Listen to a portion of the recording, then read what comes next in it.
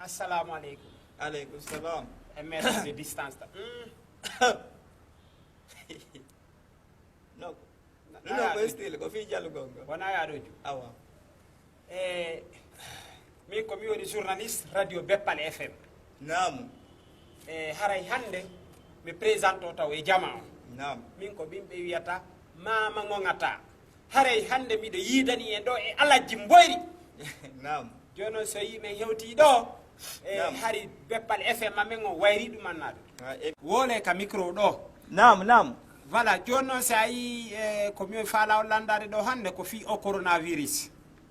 Naam. Haray ko honno yirɗon coronavirus on avant ɗum ɗon taw no woodi ko ngalɗinimmi. Eyo. Ko honno ngalɗinimmi ko honno mi wowama yirde hande daneji e o kufune boɗo ɗo ko honno wattuma ɗum. Mama ngongata.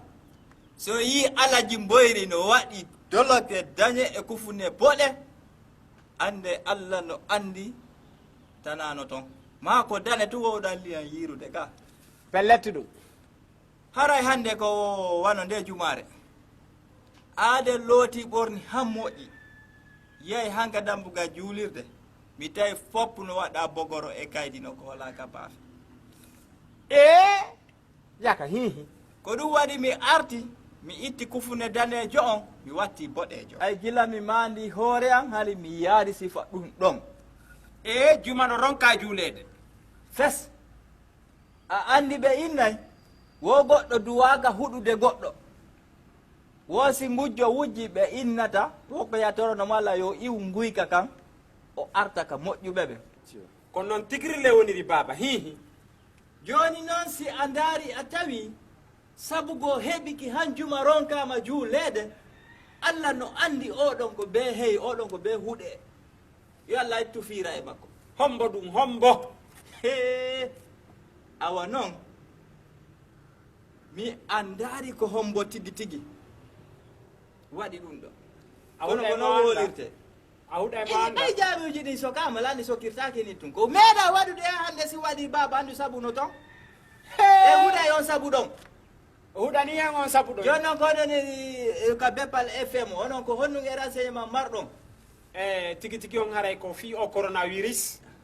Haray ko ɗum wayi e fermude e julirdaji ɗin e boîte de nuit ji ɗin kono ko makiji ɗin doni fere maka taw. Joni noon an ko honno yiyanɗa en ko honno o coronavirus ardiri e ndi leydi hihi.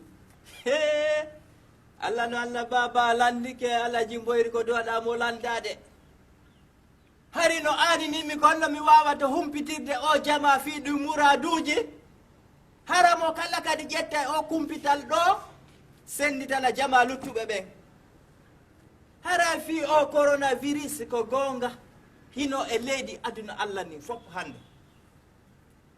kono kamen lagine ɗo ko feerere Joni ko honno yirɗa taw leydi aduna Allah ɗen no ɗe jaɓɓori fi o coronavirus noon ko ɗum mi landima alaji boyi. haray kono welirtomi e o radio Beppal FM ɗo Naam. haray leyɗe luttuɗe ɗen fof hiɗen reeni no wallitade jama julɓe ɓen no wallitade jama wonɓe hoore leydi ɓen fof no ɓe woniraka maɓɓe ɓe heƴa hara ɓe yahaari ɓe jindo e hamɓe heɓa o coronavirus enen kamen lagine ɗo noon ko feere mi anda ko honnum waɗi andi noon ɓe innay wo hoorejo si woni mo yurmetake jama mum on feere ala ko be jama on tampa si hoorejo woni yurmeteɗo yimɓe mum ɓen feere ala on jama ɗon tampata ko waɗi noon mi makam ma ɗum baba anani leyɗe luttuɓe ɓen fof surtout wano takko men ɗo Sénégal hiɓe ƴetti mbuuɗi e 180 000 CFA ko yoni wa 2 millions goɗɗum fari ko lagni men ɓe senditani tampuɓe ɓen fof 180 000 CFA enen hihi mahin taw. ɓe yilti ɓe addude nebban e maaroji e ɗuma fi jama fo yo heƴu ka muɗum hara no woodi ko ñaama woɓɓe ɓe inni courant yoɓetake hande milla mapori facture an on ko fewdo ɗo ɓe ɓuri ɓeydude pompi yoɓetake ɗum ɗon fof ko fiyo jang waalo tan no fi o coronavirus enen noon kamen lagine ɗo ko honnum bonnuɗen Allah enen Joni mi landoma an alaji mboyri ko honno wonɗe warrude hiwitoɗen fiwata nde nawnaari hewtu en. naamu amaki kono hunde wotere komi falano yiltitade ɓaawo seeɗa o nawnare coronavirus arɗo hiɗa andi milla manditi fondo komi wonno paykum komi janggayno primaire yimɓe ɓe innayno wo 2020 si hewti aduna lanne ɗa manditi ɗum ar 2020 aha ko gonga joni noon min ɓay nde nawnare ari mi anditi ɗon ñalade min mi andi yela ko coora fendo jama o wolayno ɗum 2020 aduna lannayi ɗo noon aduna lannari kono woɗɗike de ɓay 1000 mort 2000 mort million mort ɗum tu wala haalede hande aduna on si lannari kono jarabuyeji goo Allah addi fiyo jama on yiltito e makko anda tigi tigi on Allah ko sooɓe Allah on ko wayi ɗum andi baba haray ɗum ɗon mi falano tun yiltitagol ɗum ɗon ala dakilan kono mi haalana ɗum ɗon jamma wonno woɓɓe kadi no woodi ɓe sutade en ɓe andita fi ɗum woɓɓe inna noon aduna kadi waylitoto 2020 feno ko wonno paykula manditi ɗum koye ngal noon mi miijiti mi anditi ɗum nda andi noon jama ɓuyno suti haray ɓe andi ɗum a andi o noon kadi o ko yimɓe ɓe mbumoto ayyayno jamano inna ɓe sonnaɓe ɗo si buumike ko honno ɓe ñamirta hande noon ko wonne ɗo fopp no buumi na gorko na debbo kono ɓe ñamude joni ɓe andi ɓe buumiɓe ko honno ñamirta ka joni noon ko watti yeeso ɗon haray ko jama on ɓurtu faamugol haray diina islam on ko diina islam prophète Mohammed c'est le dernier messager de Dieu. Voilà, mi jaɓana on ɗon kadi haray min andina on ko min e Alaji Mboyri wondi min mama ngongata si a yii ɗon kadi mi yewta e on piyu gotu si a yii nde nawnare ɗo ari ko piiji halakuyeji ka yimɓe ɓe woni wadde kon ko ɗum woni hawrana Allahu taala on est ce que a faami wono par exemple portoɓe gono ara ɗon ɓe wiya gorko yo jomminir debbo e debbo yo jomminir ma yiya ko sonnajo resi bareeru si en feƴƴi ɗon ɓe wiya wo kamɓe ka maɓɓe buumetake wono nawnare nen ka yuri toon Chine joni ka mon buumetake kono Allah addi nawnare tawata ko ma buumo ɗon a faami donc hoore ɗum ɗon kadi joni premier sitta ndaren ɗiɗo piiji hari aranum Allahu taala on wiyay o daaɗi wota goɗɗo gorko e debbo yo salmodir joni noon o addi nde nawnare joni si a salmodiri e nawnuɗo tun nde nanguima joni ay gorko e gorko salmodirta na ko haɗi kon na ko haɗi kon joni accude exemple joni deuxiémement kadi o wiya goɗɗo wota yewtude goɗɗo surtout gorko wota yewtude sonnajo janano joni ko feeni fendo ɗo joni hay yimɓe hay siko worɓe ɗiɗo ɓe duwaka yewtudude taw a faami par ce que so a yewtiri ka yewtere nawnare nde nangue se feƴƴi ɗon kadi o inni joni sonnajo koyo buumo o addi nawnare nden ɓayɓe wi joni buumetake woɓɓe wi faalaka buumade joni o addi nawnare nden te gorko e debbo ko ma buumo ko ɗum mi atti fuɗɗorde ko ɓe buumen joni an noon a buumaki min mi buumaki ɗen hooli Allahu taala ko goto anti mi andintinɗon piwum gotum kadi hino woɗi andi hey woɓɓe gono yoorigoy hoore andi addano ka defte men Allahu taala on cippini ɗon leeɓum ka nden defte aduna Allah on fop on yo jama on ƴettu ɗen defte ɗon si fonti ka suratu bagara yiyay toon leeɓum ƴetta ko waɗa e ndiyan yara ko lekki nde nawnare so yi min mi buumaki se no tolla felliti ko ɗum haɗi mi buuma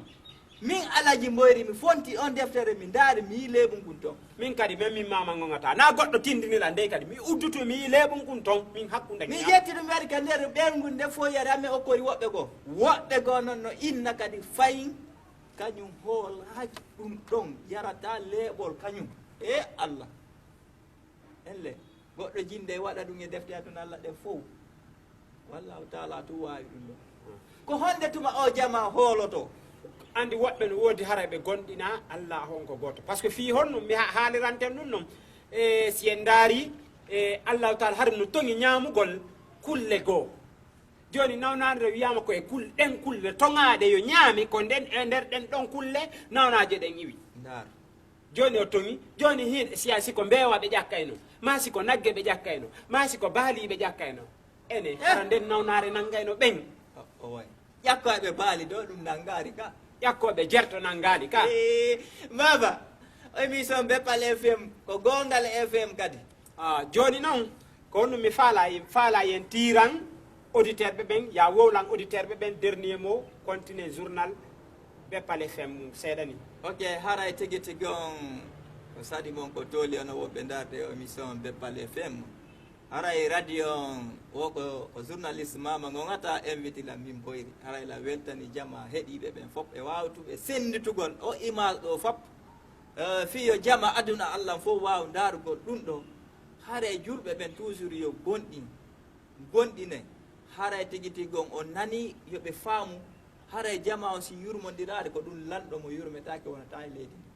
ma ɗum ala ko essence tipporto aduna allah fof enen lagine ɗo ɓe ronka tippinalngol en essence ɓenna ko 1000 francs ɓe ɗoyti ɗum wawata ittude transport lagine ɗum ɗon ko duwawi arde han 5000 francs guine andi ko ɓay yurmede nde ñiiɓa ɗo o émission men en waɗimo no tuusi aduna allah fof kono ko lagine ɗo kadi ɓuuri e tuusude ko ɗum o émission ɗo waɗandemo ko fi lagine ɗo ɓuuri o tuusude haray tigi tigi o hilla weltori jama o heeɗiɓe ɓe la faalaɓe sendutu o message ko waɗɗen ɗo mo kala mema yiya hoore mo nder ɗon haray tigi tigi on yo jama on faamu haray émission men o na émission fenade wi areyay kadi ɓay Beppal FM no yiiɗi lan e mutugol ok merci jama on jarama haray hiɗe wonduno ɗo e Alaji Mboyri mi journaliste joom mama ngo ngata haray no wodi ɗon min kadi komi wata en tisande dernier moji amen ɗin haray ko honno gandi toton si komi wiyannoɗa lanɗo moƴƴo si sa yi ko Allah hokkanima lanɗo moƴƴo jama woni moƴƴa joni jama no ɓeydinirande prix ji ɗin lanɗon kadi nini barillo no cippi ha 20 no doit yeyde ha quelque chose de 3000 kanko 1000 francs witti litre essence ko 9000 haray ko enen taw woni e yurmodira ko ɗum waɗi si o yurminali en se feƴƴi ɗum noon kadi haray mi andintinayon ɗo ko enen Alaji Mboyri wonduno ko radio Beppal FM haray ko teddugal e mo menen laaɓe ga gertogal no jibbinal ngal koyɗe tati a jarama ka radio Beppal FM coronavirus o wonatata enen kamen laaɓe e hoore ɗum noon kadi ko honno ganditata so nani koro barana a virus haray koro on ko ɗum woni koto na on ko ari mi waɗaniɓe mi anda si ɓe daari e si ɓe daarani ko koro koto ari ko ɗum woni koro barana ande maninka koro ko koto ko na on ko ari joni koro barana woni tokora coronavirus haray koto ari merci na beaucoup probléme haɗa jama wota natta hulu ko ɗum ɓeni coronavirus ko tokora koto men Alpha Condé quoi na probléme quoi haray na virus ari ga le président de la république coronavirus ko maninka coronavirus là c'est votre homonyme de merci beaucoup